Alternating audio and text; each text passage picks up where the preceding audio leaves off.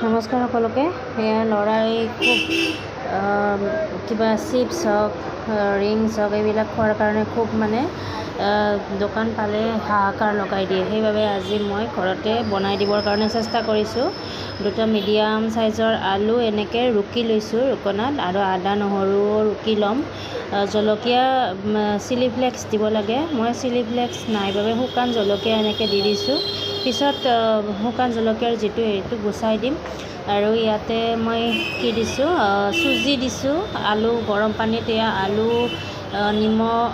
আলুখিনি দিছোঁ, আদা নহৰু চিলি ফ্লেক্স অলপমান নিমখ আৰু চুজি দিছোঁ, দি একদম ধুনীয়াকৈ ভাজি ল'ম।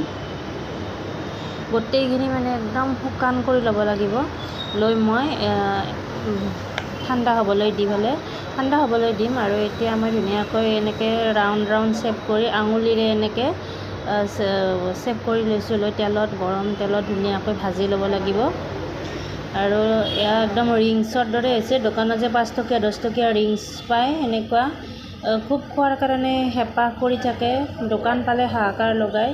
সেইবাবে আজি ঘৰতে বনাই দিলোঁ। ভিডিঅ'টি কেনে পালে জনাব। ল'ৰাই কিন্তু খুব ভাল পাইছে খাই।